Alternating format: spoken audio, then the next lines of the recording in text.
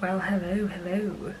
This is weird. Hey guys, what's up? Welcome back to my channel. I am back. I took kind of an unplanned break, unexpected break, really for no particular reason. It wasn't even that I wasn't in the mood to film, it's just life got in the way kind of, and then 2 weeks went by and I realized I haven't posted a video in 2 weeks. So I'm back.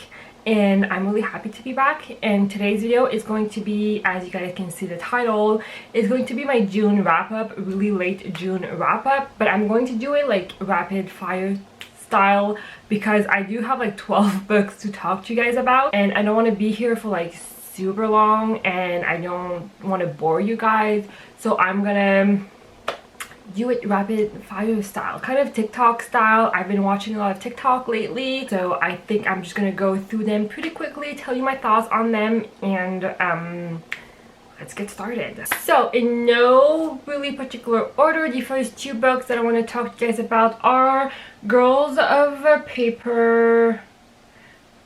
What's the first one? Girls of Storms and Shadow, and then Girls of Fate and Fury. This is the second and third book in the Girls of Papers and Shadow.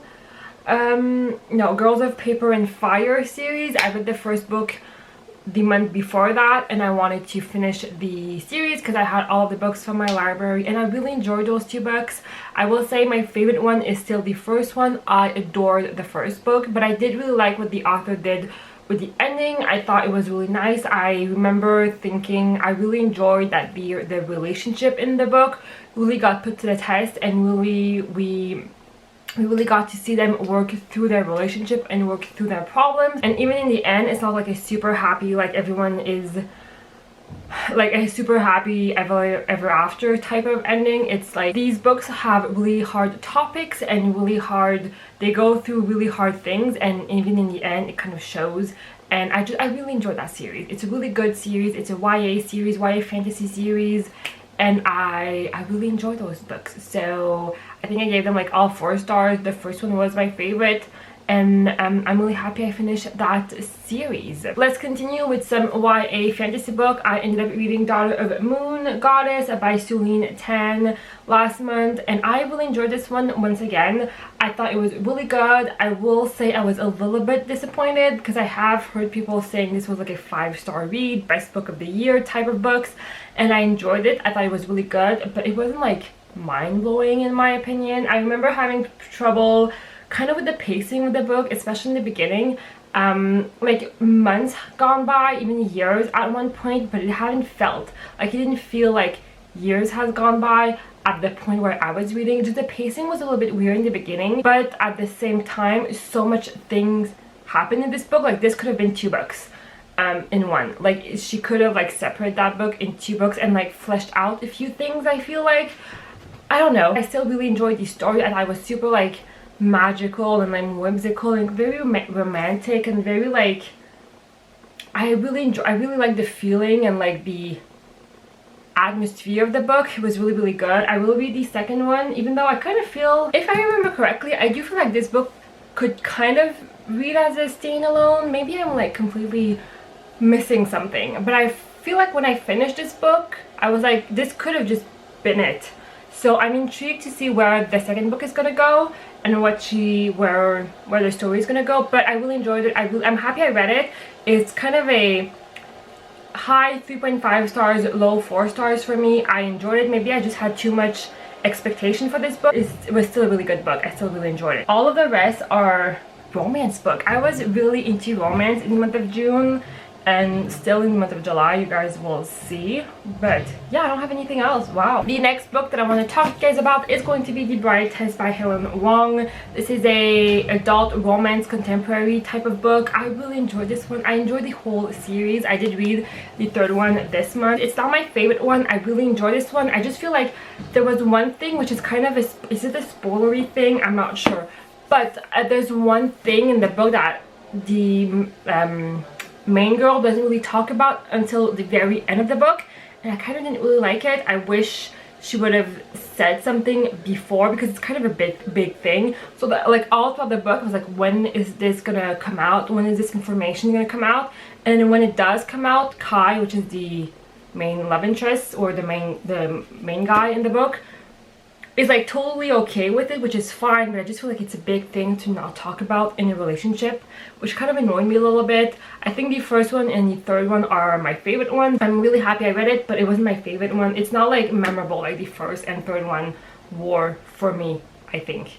So yeah. Super quickly, I read 2 novella last month. I read Under One Roof and Stuck With You by Ali Hazerwood. Those are the 2 novella in the STEM feminist thing that she wrote.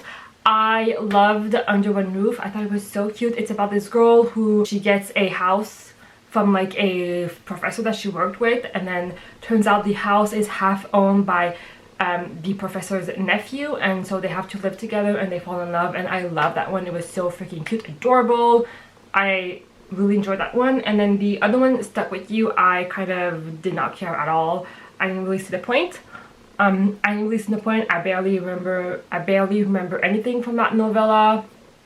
So yeah, Under One Roof, I love that one though, so that was really nice. Then I have Love Her or Lose Her by Tessa Bailey. I read this one because I did a like scavenger hunt, find my next read, and I landed on this one, and I'm really happy I read this one. It was really cute. I really enjoyed this one. This is the second book in the Fix Her Up series by Tessa Bailey. Tessa Bailey is kind of a, you know what you're gonna get from this book, and this book was exactly that. It's nothing different from anything of hers. It's very like predictable. It's very Tessa Bailey type of book. It's a second chance romance.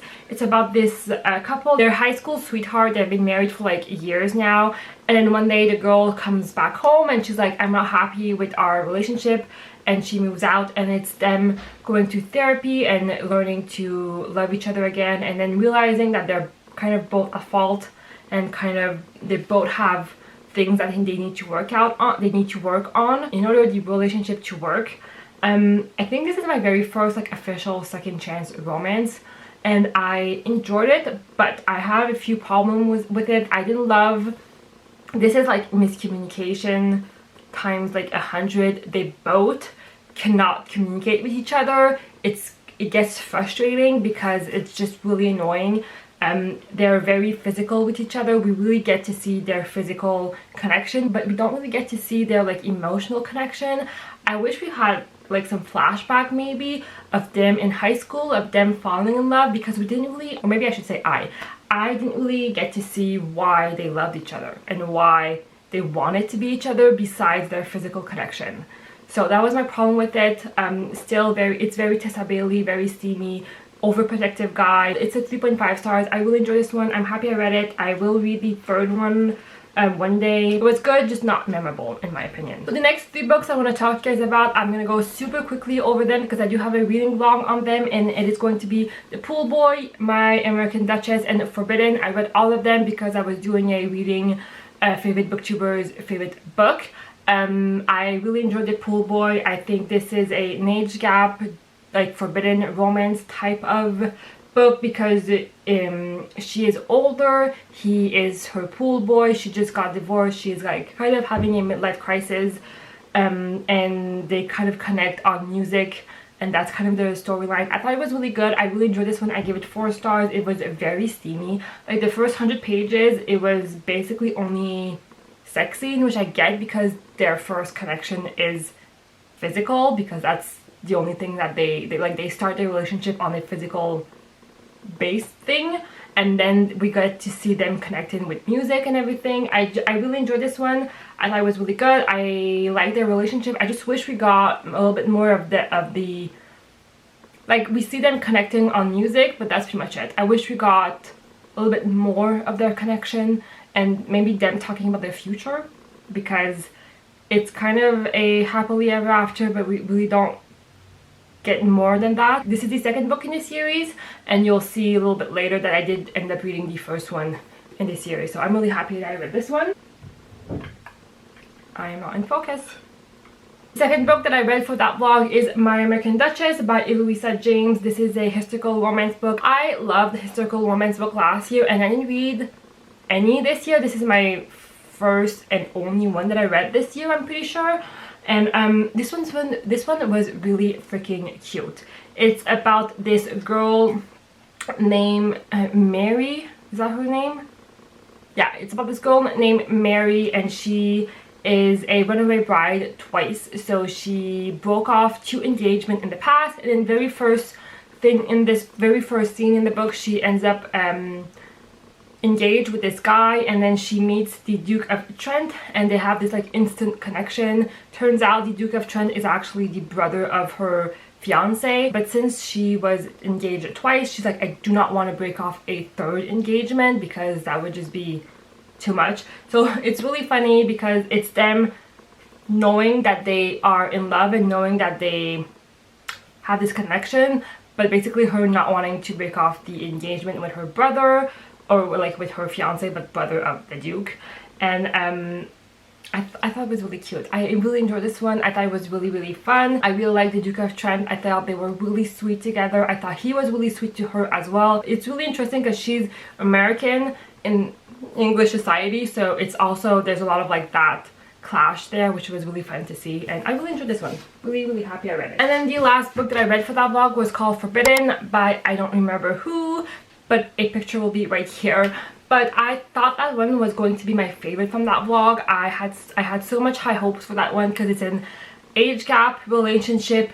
He's an MMA fighter, she works at his gym basically, and they end up falling in love. This is the like I think 4th book in a series, which I think was a mistake to read first, because it's like a family thing, and she is part of this really big family, and the family like storyline, it wasn't like super important for the book, but there were like aspect of it in the book which it completely, like, I didn't understand basically anything. And I think since it's the 4th book in this series, you're kind of, the author at that point is like, you're supposed to know who all these people are, and I didn't. But I did love their relationship. I thought it was really cute. He's a single dad as well, which I thought was really nice to see, and so I like that one. I kind of want to go back and maybe read the whole series in order. Maybe it's gonna help me enjoy that book a little bit more because I don't remember a ton of it now.